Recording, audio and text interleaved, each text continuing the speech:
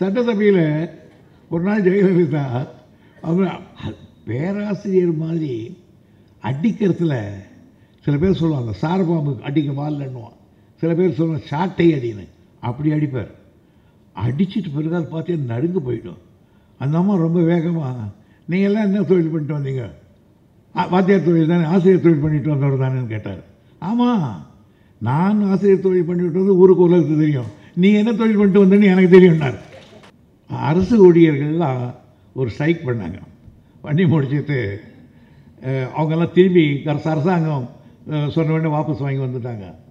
ஜெயலலிதா சொன்னாங்க, இது மாதிரி என்னை எதிர்த்து போனார்கள். ஆனால் இன்றைக்கு என் தாய் தான் எங்களை காப்பாற்ற வேண்டும் என்று இப்பொழுது என் தாய் மடிகளை வந்து விழுந்தார்கள்.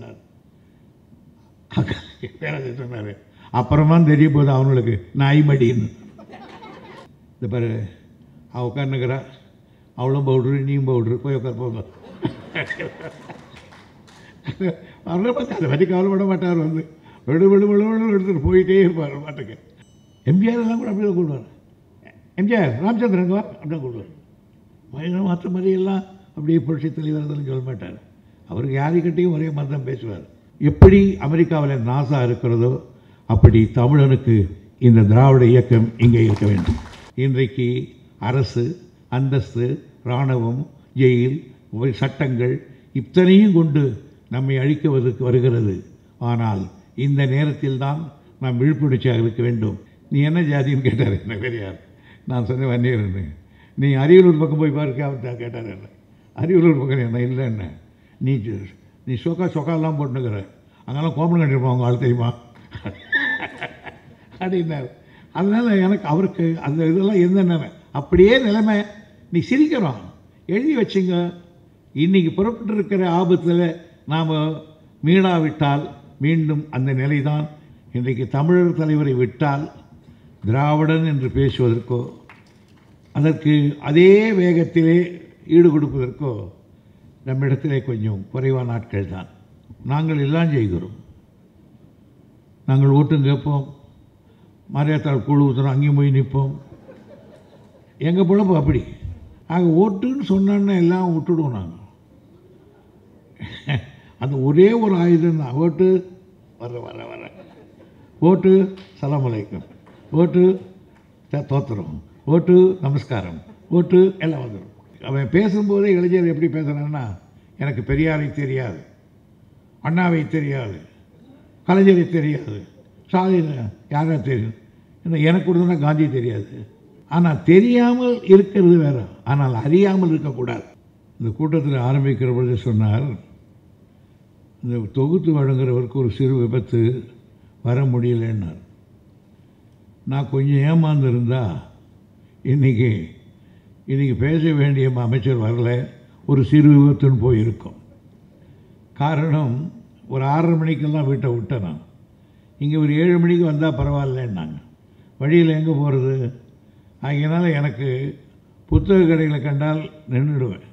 இக்கீம்பாக் பக்கம் வரும்போது சரி நிறுத்து, இக்கீம்பாத்தில் ஏதாவது புக்கு இருக்கா பார்க்கலாம் அப்படின்னு போனேன். என் கூட இருக்கிற சொன்னார், நேதானே சீதாராமையர் புக் ஷாப் போய் நிறையா வாங்கினீங்க, அது படித்து முடித்தா போதுமேன்னாரு. இது நேற்று சாப்பிட்டு இன்றைக்கி எது சாப்பாடுன்னு கேட்க முடியுமா? அதனால் உள்ளே போகிறேன்னு போனேன். எடுத்து வைக்கும்போது அந்த ஒரு அந்த பிளாட்ஃபாரத்தில் மேலே ஏறி நிற்கும்போது ஒரு கல் ஒரு போட்டிருந்தான் பிளாட்ஃபார்மில். அதை எடுத்து வைக்கும்போது அதை பார்த்தேன். இதில் 2 பேர் அண்ணன் வணக்கம்னா, அவன் கும்பிடி போட்டு நான் அவங்க காலில் போய் விழுந்துட்டேன். அவ்வளோ தூரத்தில் கண்ணாடி உடஞ்சி போச்சு, எங்கே போச்சுன்னு தெரியல. பட் உடனே எனக்கு என்னன்னா, ஐயோ கூட்டத்துக்கு போக முடியாது போயிடுமோன்னு காலை கையெல்லாம் உதவி பார்த்தேன். இவர் வந்தால் நம்ம ஆசிரியர், இல்லை டாக்டரை பார்க்கலாம், அதை பார்க்கலான்னாரு. அதெல்லாம் ஒன்றும் தேவையில்லை, இங்கே எல்லாம் வந்தாலே சரியாக போயிடும். பல பேருக்கு மனவியாதியாக போகக்கூடிய இடத்துல என் உடல் வியாதியாக போகாமல் போகும் என்று நான் அவருக்கு தெரிவித்தேன். அதனால் அதான் நான் வந்த உடனே பேராசிரியர் அந்த நிகழ்ச்சியில் சொன்னார், அந்த ஜுரத்திலிருந்து எப்படி விடுபட்டு வந்தேன்னு. அது நான் கலைஞர் இடத்துல பார்த்துருக்கேன். கூட்டங்களுக்கு போகிறதுல அவரும் அப்படியே தான், நம்முடைய ஆசிரியர் அப்படி தான். எல்லாம் பெரியார் ட்ரைனிங் இதெல்லாம். ஆமாம், எவ்வளோ கூட்ட நிகழ்ச்சி இருந்தாலும் குறும்பு இருமுன்னுவார். அங்கே போய் பேசி முடித்த உடனே ஐயோ கொய்யோடுவார். அதெல்லாம் அண்ணா சொல்லுவார், கருணாநிதியை பேசுவதை பார்த்துவிட்டு பிறகு அவர் மருந்து வாயிலை கொட்டுவதை பார்த்தீர்களா என்று கேட்பார். அதே போல் தான் நம்முடைய ஆசிரியர் அவர்கள் ஒரு நாள் உடம்பு சரியில்லைன்னு போயிருந்தார். அப்புறம் பார்த்தீங்கன்னா நான் போயிட்டு வந்துட்டு ஒரு டூருன்னார். அவன் கொரோனாவை பார்த்து இன்னும் பயப்பட்டு உட்காந்துக்கிட்டு இருக்கான். இவர் கொரோனா இவனை பார்த்து போயிடுமான்னு தெரியல, போயிட்டு வந்துட்டுருக்கார். ஆகையினால் அந்த உணர்வு இருக்கிற பொழுது உடம்பு வலி தெரியாது.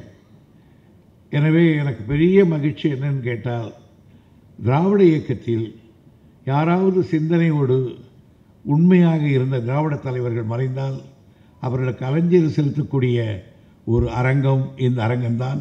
இங்கே இருக்கக்கூடிய நம்முடைய தனியார் தலைவர் அவர்கள் தான். எனக்கு சில நேரங்களில் இப்பொழுதெல்லாம் நான் கொஞ்ச காலத்துக்கு முன்னால் இருந்த என்னுடைய நிலைப்பாடு வேறு. கொஞ்சம் வயது ஆக ஆக இப்பொழுதும் எனக்கு ஆகிறது. ஆனால் இந்த நிலை எடுத்து செய்வதற்கு வேறு யார் இருக்கிறார்கள் என்று நினைக்கிற பொழுது ஒரு எனக்கு எதிர்காலம் தெரியவில்லை. காரணம், இன்றைக்கு தமிழர் தலைவரை விட்டால் திராவிடன் என்று பேசுவதற்கோ அதற்கு அதே வேகத்திலே ஈடு கொடுப்பதற்கோ நம்மிடத்திலே கொஞ்சம் குறைவான ஆட்கள் தான். காரணம், இதை மட்டும்தான் செய்கிறீர்கள், நாங்கள் எல்லாம் செய்கிறோம். நாங்கள் ஓட்டும் கேட்போம், மரியாதாள் குழு ஊற்றுறோம், அங்கேயும் போய் நிற்போம். எங்கள் பொழப்பு அப்படி இல்லைன்னு கேட்டால் ஓட்டு வராதுன்னுவான். ஆக ஓட்டுன்னு சொன்னான்னா எல்லாம் விட்டுடுவோம் நாங்கள். அந்த ஒரே ஒரு ஆயுதம் தான் ஓட்டு. வர வர வர ஓட்டு சலாம் அலைக்கும், ஓட்டு தோத்துறோம், ஓட்டு நமஸ்காரம், ஓட்டு எல்லாம் வந்துடும். ஆக இவங்களுக்கு ஓட்டை பற்றி கவலை இல்லை, என்ன ஒன்று அடிக்கிறாங்க ஓட்டு. ஆனால் இந்த அடி அடித்தால்தான் அங்கே நாங்கள் ஏதாவது வாங்க முடியும், இல்லை விட்டால் அது கூட வாங்க முடியாது. ஆக இந்த திராவிட கழகம் என்பது இன்றைக்கி இருக்கிற, இப்போ நாங்கள் பார்த்தேன் புஸ்தகம்லாம் வாங்கினாங்க, எனக்கு ரொம்ப மகிழ்ச்சி. இப்போ பார்த்தீங்கன்னா படிக்கிற எண்ணமே போயிடுச்சு. முன்னையெல்லாம் ஒரு 10 பத்திரிக்கை ஒரு திமுக திராவிட கழகத்தில் அல்லது திராவிட முன்னேற்ற கழகத்தில் எல்லா பத்திரிக்கையும் வாங்கி படிப்போம். இப்போல்லாம் தென்றல் வந்த காலத்தில் கண்ணதாசன் எழுதின அவ்வளோ பாடலும் இன்றைக்கி எனக்கு மனப்பாடம், அப்படி படிச்சிருப்பேன். ஒரு முறை நாவலர் கலைஞர் எழுதினார், நாடுகான் காதையும் நங்கவரம் பாதையும்னு ஒரு ஆர்டிக்கல் எழுதியிருந்தார். சிலப்பதிகாரத்தில் நாடுகான் காதை வரும். நான் இப்போ பியூஷ் படிச்சுக்கிட்டு இருந்தேன், எனக்கு பாடுமே நாடுகான் காதை. உடனே நாடுகான் காதை விவரித்து எழுதுகன்னார். கலைஞர் எழுதிட்டேன். அந்த ஆசிரியர் பழனிசாமின்னு அண்ணாமலை யூனிவர்சிட்டியில் படிச்சுட்டு புதுசாக வந்தவர். அவர் சொன்னார், முரசொலியில் நீங்கள் 100க்கு 100 வாங்கலாம், ஆனால் பாடத்துக்கு ஒத்து வராதுன்னு எழுதிட்டார். அவர் தான் என்னையெல்லாம் பியூஷில் உருப்படியாக வளர்த்தவர். அவர் நீண்ட நெடுங்கால் இருந்தால் கோபியில். இப்போ 29ஆம் தேதி அவருடைய படத்திறப்புக்கு நான் கோபிக்கு போகிறேன். அப்படிப்பட்ட ஒரு ஆசிரியர். ஆகையினால் இந்த உணர்வுகளுக்கு படிக்கிற உணர்வுகள் குறைஞ்சி போச்சு. அதுதான் எனக்கு இருக்கிற எண்ணம். அவன் பேசும்போதே இளைஞர் எப்படி பேசுகிறான்னா, எனக்கு பெரியாரை தெரியாது, அண்ணாவை தெரியாது, கலைஞரை தெரியாது, ஸ்டாலின் யாரா தெரியும், எனக்கு கூட தான் காந்தி தெரியாது, எனக்கு கூட தான் ஐசன்ஹவர் தெரியாது. ஆனால் தெரியாமல் இருக்கிறது வேறு, ஆனால் அறியாமல் இருக்கக்கூடாது. அந்த எண்ணம் வரல. அதனால் முன்னேலாம் 2 வகை உண்டு கட்சியில். ஒன்று ஆரிஜின் திமுகவிலேயே அந்த விதை ரத்தத்தில் ஊறி ஒரிஜினல் திராவிடியன், அந்த வளர்ப்பு ஒருத்தன் இன்னும் கொஞ்ச நேரம் இருந்து இந்த கட்சியில் போனால் இருக்குமா, சரி நான் கூட வந்துடுறேங்க அண்ணாதுரை பக்கம், அண்ணாதுரை சொல்லக்கூடாது, சரி அண்ணா பக்கம் தான், அது மாதிரி ஆகி கொஞ்சம் மேட் பண்ணுறோம். அவன் செகண்டு. இன்னொருத்தர் இருக்கான் ஃப்ளோட்டிங் பாப்புலேஷன். அவன் இப்போ எங்கள் கட்சியிலே எந்த கட்சியிலையும் ஃப்ளோட்டிங் பாப்புலேஷன் திடீர்னு வர்றான். இந்த கட்சியிலேருந்து இது முடிஞ்சிச்சா அடுத்த முறம் பழத்தை நாடுற மாதிரி போகிறான். அவனுக்கு எந்த கொள்கையும் கிடையாது, பெரியாரும் தெரியாது, அண்ணாவையும் தெரியாது, எவனே தெரியாது. அவனுக்கு தெரிஞ்சது ஒரு எம்எல்ஏ சீட்டு அல்லது ஏதாவது ஸ்பாரியம் இதுதான். ஆக அந்த அளவுக்கு வாழ்க்கையில் போயிடுச்சு. காரணம் கேட்டால் அவன் புஸ்தகம் படிக்காமல் இருந்து அவன் எப்பேற்பட்ட கெட்டவனாக கூட இருக்கட்டும், புக்கு படிக்கட்டும், அவன் கெட்டிக்காரன் மாறிடுவான், அறிவு வந்துடும். அதானே அந்த அறிவு வரலைன்னா எங்கே படிக்க முடியும்? இப்போ கூட எனக்கு இப்போ கூட வந்து உங்கள் லைப்ரரியில் உங்கள் சேல்ஸில் நின்று அந்த அம்மாவை கேட்டு வந்தேன், ஏதாவது புதுசாக வந்திருக்காமான்னு கேட்டான். அங்கே கொடுப்பாங்க போங்கன்ட்டாங்க அவங்க.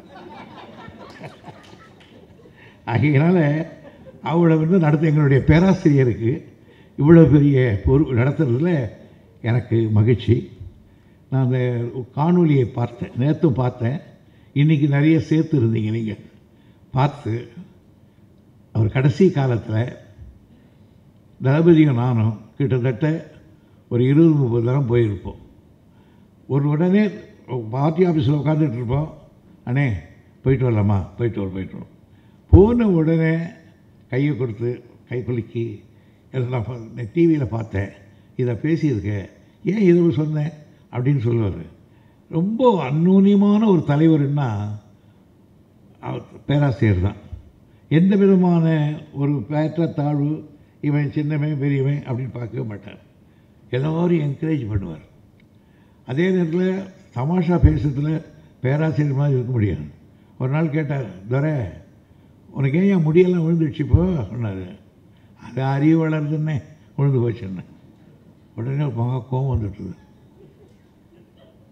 இதுதான் ஏன் உனக்கு உங்கள்கிட்ட இருக்கிற முந்திரித்தனம், என்ன அர்த்தம், என்ன பேசுகிற நீ, ஏன் முடி வளருதுன்னு அறிவு வளருதுன்றிய உனக்கு, நான் கேட்குறது உனக்கு ஏன் உழுதுன்னு கேட்குறேன் அப்படின்னு கேட்பார். எனக்கு முடி அறிவு வந்தால் முடி உழுறியா எனக்கு தெரியும், உனக்கு ஏன் விழுந்ததுன்னு கேட்டேன் நான்.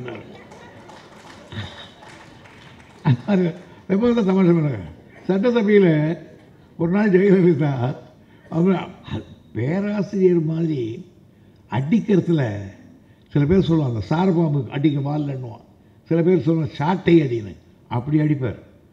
அடிச்சுட்டு பிறகால் பார்த்தே நடுங்க போயிடும். அந்த அம்மா ரொம்ப வேகமாக, நீங்கள் எல்லாம் என்ன தொழில் பண்ணிட்டு வந்தீங்க, வாத்தியார் தொழில் தானே, ஆசிரியர் தொழில் பண்ணிட்டு வந்தவர் தானேன்னு கேட்டார். ஆமாம், நான் ஆசிரியர் தொழில் பண்ணிட்டு வந்து ஊருக்கு உலகத்துக்கு தெரியும், நீ என்ன தொழில் பண்ணிட்டு வந்தேன்னு எனக்கு தெரியும்னார். ஆடி போச்சு சபை. அவர்களும் ஒன்றும் பண்ண முடியல. பேராசிரியர் சபா முடிஞ்சதுக்கப்புறம் சபாநாயகர் இது எடுத்துறேன், ஐயோ நான் தனியாக பேராசிரியர் சொன்னால் கோவம் வரும், என்னையும் திட்டிடுவார் அப்படின்னு சபை பிடிச்சி அந்த சபையில் இருந்து எடுத்துக்கிட்டார். எடுத்துவேண்ணா எடுத்து வரான் போயா அப்படின்ட்டு போய் நேர்த்து நான் இருக்கிறதே கேட்குறதில்ல அப்படின்னு சொல்லுவார். அக்கறை ஒரு பெரிய ஒரு பல பரிமாணங்களை கொண்டவர். அதாவது ஒரு சுயமரியாதைக்காரர் முதல்ல அதுதான் அவர். ஏன்னா பெரியார் அதுதான் சொன்னார். முதல்ல காங்கிரஸ் கட்சியிலிருந்து வெளியே வந்தவர்கள் கட்சி ஆரம்பிக்கலை, சுயமரியாதை இயக்கம் தான் ஆரம்பித்தார். ஏன் சுயமரியாதை இயக்கம் ஆரம்பிச்சுன்னா, சுயமரியாதைக்கு வந்தால் அறிவு வரும், அறிவு வந்தால் மனுஷனாக இருப்பான் அப்படின்னார். சுயமரியாதைன்னா என்ன, இப்போ சொன்னார்ல, என்னை விட நான் வேறு ஜாதி உயர்ந்தவனா அப்படின்னு கேட்டார்ல, அதுதான் சுயமரியாதை. அந்த சுயமரியாதை ஒரு எவனுக்கு இருக்கோ அவன் மனுஷனாவான். சுயமரியாதைன்னா அவன் ஏன் பெரியவன் சின்னவன், கேள்வி பிறக்குது, அறிவு வருது, கேள்வி பிறக்கும். சுயமரியாதை ஒருவனுக்கு இருந்தால் கேள்வி பிறக்கும், கேள்வி வந்தால் அறிவு வளரும். அத்தகைய நிலையிலே தான் சுயமரியாதை ஆரம்பித்தார். ஆகியனாலே நம்முடைய பேராசிரியை பொறுத்தவரையில் அவர் முதலிலே எல்லாற்றை விட ஒரு சுயமரியாதைக்காரர். இரண்டாவது பகுத்தறிவு, கடைசி வரையிலும் பகுத்தறிவு, அதுதான் நிலைக்க நிலைமை. கடைசி வரையிலே பகுத்தறிவு, எதை பற்றியும் கவலைப்படாதவர். அடுத்து மூன்றாவது சமூக போராளி. அதைத்தான் நம்முடைய அண்ணன் வீரமணியாருடைய முன்னிலையில் ஒரு புக்கு இருக்குது வகுப்புரிமை பற்றி. அந்த வகுப்புரிமை தான் நான் முதல் படித்து தெரிஞ்சுக்கிட்டது. அதுக்கப்புறம் அந்த கதையை அழகாக சொல்லுவார். இன்னும் சொல்ல போனால், என்ன அந்த ஜாதி என்ன எனக்கு விட உயர்வார் கேட்குறாரு வகுப்புரிமைக்கு, அவர் தான் பெரிய ஜாதி. ஜாதியில் பார்த்தீங்கன்னா பெரியார் பேராசிரியர் தான் பெரிய ஜாதி, நாவல் வரும். ஆனால் சுயமரியாதை வருகிற பொழுது இன்னொருத்தர் சுட்டி காட்டுறார். அது விளக்கிறது தான் அந்த புக் எழுதியிருக்கா பேர்வாளி. அரசியல்வாதி அந்த அரசியல்வாதியிற்கு ஒரு ஒழுக்கமான அரசியல்வாதி, எந்த இடத்திலும் ஒரு தவறு காண முடியாத ஒரு அப்பற்றொழுக்க ஒரு அரசியல்வாதி, தான் செய்வதை கரெக்டாக செய்வார். ஒரு நல்லாட்சி நிர்வாகி, பேராசிரியர் கல்வித்துறை வச்சிருந்தார், சுகாதாரத்துறை வச்சிருந்தார், நிதித்துறை வச்சிருந்தார். எந்த துறை வச்சிருந்தாலும் அந்த நிர்வாகத்தில் இன்னைக்கு யாரும் பழுது சொல்ல முடியாது, யாரும் தப்பு சொன்னது கிடையாது. ஒருத்தர் சட்டசபையில் எழுந்து உங்கள் துறையில் இது இருந்து தப்புன்னு எந்த கொம்பனும் இதுவரையில் சொன்னது கிடையாது.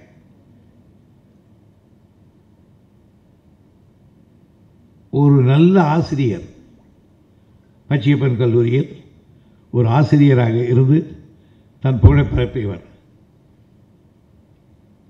அங்கே அவர் ஆசிரியராக இருக்கும்போது சுப்பிரமணிய ஆச்சாரின்னு ஒருத்தர் இருந்தார், அதாவது அவருக்கு தெரியும், அண்ணனுக்கு தெரியும். கண்ணகி கற்பிழந்தவள்னு ஒரு புக்கு எழுதினார் அந்த காலத்தில். அந்த புக்கெல்லாம் பழைய காலத்து புக்கு, அதெல்லாம் அந்த காலத்தில் நான் எஸ்எல்சிலேயே படிச்சுட்டேன் அந்த புக்கெல்லாம். அந்த புக்கெல்லாம் ஒரு தடவை சமஸ்கிருதத்துக்கு தான் தமிழ் வந்ததுன்னு பேசிவிட்டார். அந்த ஆளில் உட்காந்து பேராசிரியர் சட்டையை பிடிச்சி நாக்கு அறுத்தருவன்னு சொன்னாராம் டிபார்ட்மெண்ட்டில் உட்காந்து. அந்த அளவுக்கு ஆசிரியராக இருந்துட்டு வந்தவர் எங்களுடைய பேராசிரியர். அங்கே பேசுவாங்கலாம். எல்லாற்றை விட அற்புதமான பேச்சாளர். அந்த பேசுகிறதே சார், எனக்கு பேசுகிறதுக்கிட்ட என்ன பேசுறதுன்னா, இப்போ நான் இப்படி பேசுகிறேன், சுப்பிரமணிய பாண்டியன் அவருக்கு சைடில் பேசுவார். அவர் அப்படி இல்லை, அந்த இழுத்து அந்த எம்எஸ் சுப்புலட்சுமியுடைய சங்கீதத்தில் வர்ற ஆலாபனம் மாதிரி நான் எதற்கு சொல்லுகிறேன் என்றால் அது மட்டும் அல்ல, அப்படியே தோட்டம் அந்த ரிதம் வரும்போது ஒரு ரசிக்கத்தகனையாக இருக்குது எனக்கு. அவர் பேச்சை கேட்குற போதெல்லாம் ஒரு பெரிய எம்எஸ் சுப்புலட்சுமி கச்சேரி கேட்குற மாதிரி கேட்பேன் நான். அவ்வளோ ஒரு குரல், ஏற்ற இறக்கம், எந்த சொற்களை எப்படி கையாள வேண்டும், மெல்லினம் வருகிற பொழுது எப்படி வார்த்தையை சொல்ல வேண்டும், வல்லினத்துக்கு எப்படி சொல்ல வேண்டும் என்ற பேசுகிற ஒரே ஒரு பேச்சாளர் பேராசிரியர் மட்டும்தான். எழுத்தாளர் எல்லாம் சொன்னாங்க, எழுதுகிறார், நிறைய எழுதியிருக்கார். அவருக்கு எழுதுகிற எழுத்தெல்லாம் இன்றைக்கி இன்னும் நிறைய வர இருக்குன்னு நினைக்கிறேன். எழுதாமல் எழுத்தெல்லாம் வச்சிருப்பார். எழுதக்கூடிய ஆற்றல் படைத்தவர், பல நூல்களை எழுதியிருக்கக்கூடியவர். அவருடைய அறையில் போனால் க்ளீனாக இருக்கும் புக்கு. நான் போகும்போதெல்லாம் பார்ப்பேன், ஏன்னே இதெல்லாம் எதுக்குன்னு, அதில் நான் இருக்கிறவரையும் இருக்கட்டையா அப்படின்னு ஒன்று எடுத்துக்கிறேன்னு நான் படிச்சுட்டு கொடுக்குறேன்னு வரப்போ புக்கு கொடுக்க மாட்டார். ஆமாம், கொடுக்க மாட்டேன். நான் ரொம்ப கல்வி பண்ணுவேன், ஒன்று எடுத்து வச்சுப்பேன் கையில், வர அதங்க வச்சு அப்படின்வார் அப்படின்னாரு. கொஞ்சம் எங்கிட்ட ரொம்ப ரொம்ப செல்லமாக இருப்பார் எங்கிட்ட, துரையதர். அதை அடுத்து அஞ்சான் அஞ்சின அரசியலில் அவர் மாதிரி பயமில்லாத ஒரு நாளை பார்க்க முடியாது. எதை பற்றி கவலைப்பட மாட்டார். நான்லாம் சொல்லக்கூடாது, எங்கள் பொதுக்குழுவில் பொதுக்குழு செயற்குழு நடக்கும், அதில் இருப்போம். பேராசிரியர் பேசுகிறாருன்னா பல பேருக்கு நெஞ்சு கலங்கி போயிடும். எவனை பிடிச்சி பேசுவாரோ என்ன. கோயம்புத்தூரில் ஒரு பொதுக்குழு, முத்துசாமின்னு ஒரு மந்திரி இருந்தார். அவரை பேசினார் பாரு, இவர் மந்திரி முத்துசாமி, அப்போ எம்பி தான் பேராசிரியர். சாட்டை அடிக்கிற மாதிரி அடித்தார். அடுத்து கலைஞர் அவர் தூக்கிட்டார். எம்ஜிஆர் எல்லாம் கூட அப்படியே கூடுவார். எம்ஜிஆர் ராமச்சந்திரன் அப்படியே கூடுவார். மற்ற மாதிரியெல்லாம் அப்படியே புரட்சி தலைவர் சொல்ல மாட்டார். அவருக்கு யாருக்கிட்டையும் ஒரே மாதிரி தான் பேசுவார். பெரியார்கிட்ட கூட அப்படி தான் பேசுவார், தெரியாது எனக்கு. அப்படி பேசிக்கிட்டு இருப்பார். அண்ணா கிட்ட தைரியமாக பேசக்கூடிய ஒரே ஒரு ஆள், அது அவருக்கு தெரியும், அண்ணன் வீரமணிக்கு தெரியும். அண்ணா கிட்ட தைரியமாக பேசுவார். ஆனால் அண்ணா எதுக்கு எடுத்தாலும் அன்பழகன் கூப்பிடியார், என்ன பஞ்சாயத்தானாலும் அன்பழகனை கூப்பிடுவார். ஏன்னா அப்போ படிப்படின்னு அடிப்பார் அவர். அண்ணா கொஞ்சம் மென்மை பேசினா கூட அடிச்சுடுவார். அன்பழகன் அது பேசியா அப்படின்னு அவர் ஊருக்கு வாட்டான் பேசுவார்.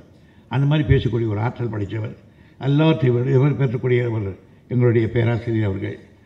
அவருடைய இன்னும் சொல்லப்போனால் அவருக்கு நல்லதும் சரிதான், வாழ்த்தினாலும் அதை பற்றி கவலைப்பட மாட்டார், பாராட்டினாலும் கவலைப்பட மாட்டார். இந்த பஞ்சபூதங்களில் நெருப்புன்னு ஒன்று இருக்குது. அந்த நெருப்பில் நீங்கள் தூசி தூக்கி போட்டாலும் அது எரிஞ்சு போடும், குப்பையை போட்டாலும் எரிஞ்சிடும், பாராட்டு பத்திரத்தை கிழிச்சு போட்டாலும் அது எரிச்சிடும். அதான் அவர், நீ பாராட்டினாலும் ஒன்று தான், நீ தூட்டினாலும் ஒன்று தான், அதை போடான்னு போயினே இருக்க கவலைப்படாத போகக்கூடியவர் எங்கள் பேராசிரியர். அது நம்மளுடைய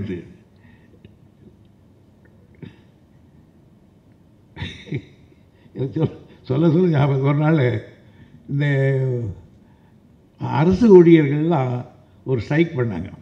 பண்ணி முடிச்சுட்டு அவங்கெல்லாம் திரும்பி அரசாங்கம் சொன்ன உடனே வாபஸ் வாங்கி வந்துட்டாங்க. ஜெயலலிதா சொன்னாங்க, இது மாதிரி என்னை எதிர்த்து போனார்கள். ஆனால் இன்றைக்கு என் தாய் தான் எங்களை காப்பாற்ற வேண்டும் என்று இப்பொழுது என் தாய்மடிகளை வந்து விழுந்தார்கள். நான் சொன்னார். அப்புறமா தெரிய போது அவங்களுக்கு நாய்மடின்னு.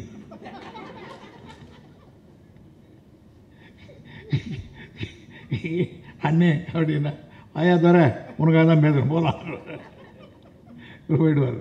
அது மாதிரி ஒரு நல்ல காசு. நான் அவரது எதிர்கட்சி தலைவர், நான் துணைத் தலைவர். அண்ணே வாங்கினேன் உள்ளே போகலான்னு. இந்த பாரு அவள் உட்காந்துக்கிறா, அவளும் பவுட்ரு நீயும் பவுட்ரு, போய் உட்கார போங்க. அவரை பார்த்து அதை பற்றி கவலைப்பட மாட்டார். வந்து விடு விடு விழுன்னு எடுத்துகிட்டு போயிட்டே இருப்பார் பாட்டுக்கு. வந்து பேசினார், சரவாரியாக பேசிட்டு போயிடுவார்.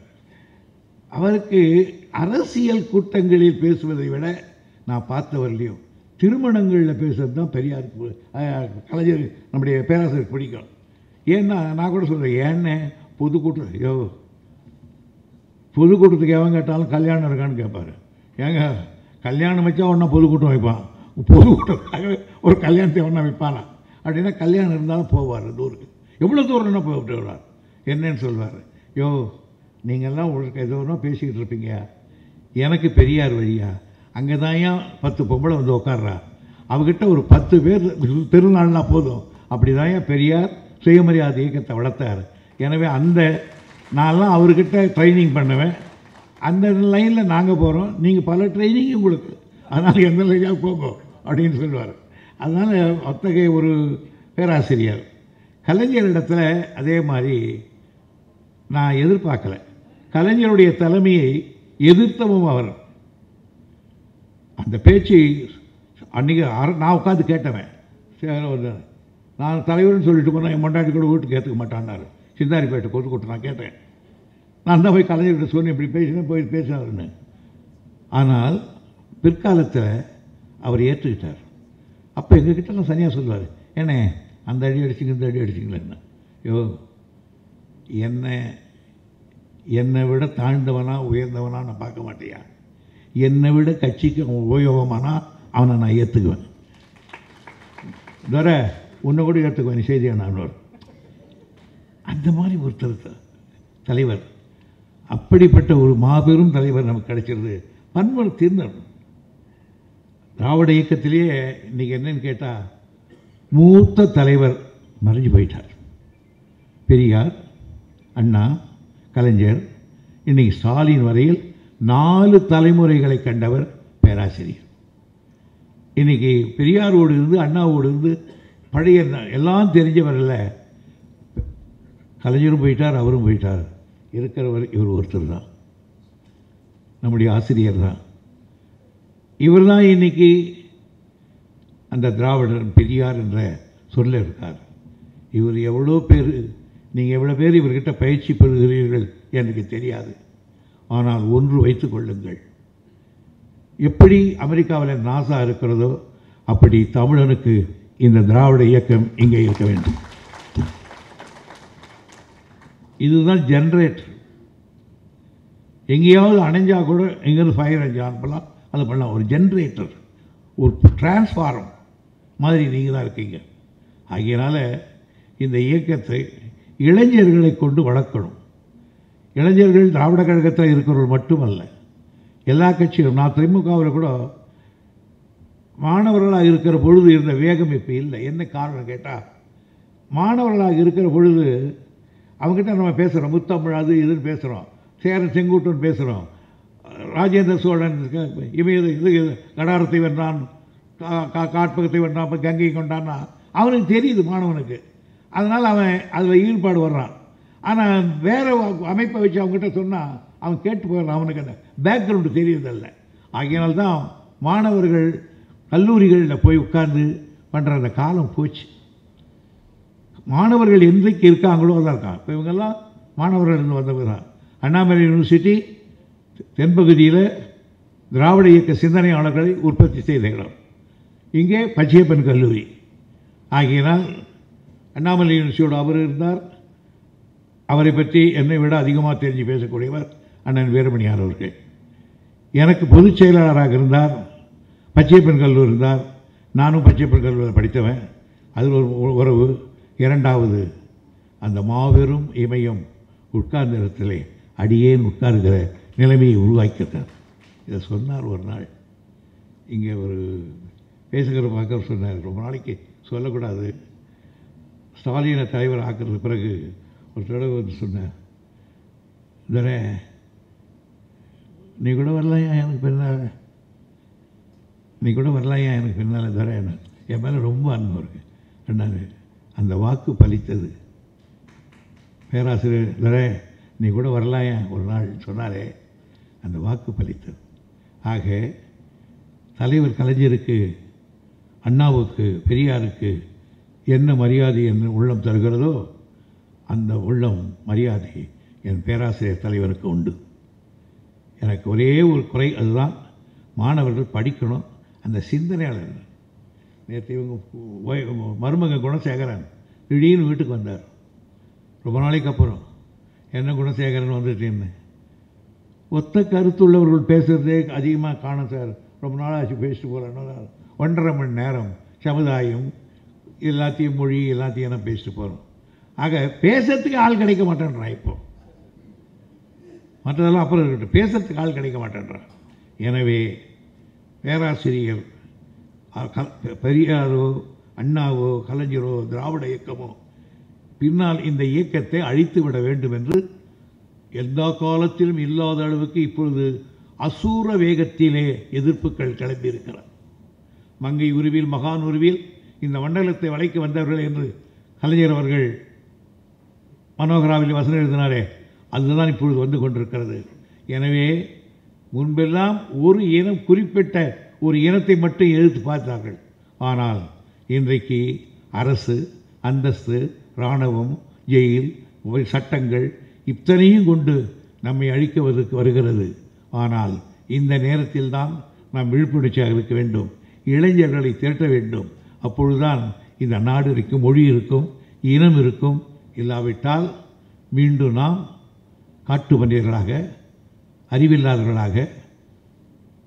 பெரியார் நல்லா சொன்னார். ராணிப்பேட்டை டிவியில் ஒரு நாங்கள் உட்காந்துக்கிட்டு இருக்கோம். ஒரு ஆற்காட்டில் ஒரு மாநாடு, காலையில் தீ வச்சுட்டான். அதனால் இங்கே சொல்லி வீராசாமி என்னை கூட்டார். அப்போ சொல்லிகிட்டு இருந்தார் அவர், நீ என்ன ஜாதின்னு கேட்டார் என்ன பெரியார். நான் சொன்னேன் வன்னியர்னு. நீ அரியலூர் பக்கம் போய் பாருக்க அவர் கேட்டார் என்ன. அரியலூர் பக்கம் என்ன இல்லை என்ன, நீ சொக்காலாம் போட்டுனுக்கிற, அங்கெல்லாம் கோமன் கண்டிருப்போம் அவங்க ஆள் தெரியுமா அப்படின்னார். அதனால் எனக்கு அவருக்கு அந்த இதெல்லாம் எந்த நிலைமை அப்படியே நிலைமை. நீ சிரிக்கிறோம், எழுதி வச்சுங்க. இன்றைக்கி புறப்பட்டு இருக்கிற ஆபத்தில் நாம் மீளாவிட்டால் மீண்டும் அந்த நிலைதான் ஹிஸ்ட்ரி ரிப்பீட்ஸ் இட்செல்ஃப் என்பது போல் திரும்பிவிடும் என்பதை மட்டும் இந்த பேராசிரியருடைய நினைவு நாளிலே ஒரு சபதமாக ஏற்றுக்கொண்டு வேண்டும் என்று கேட்டு வாய்ப்புக்கு நன்றி தெரிவித்து விடைபெறுகிறேன். நன்றி, வணக்கம்.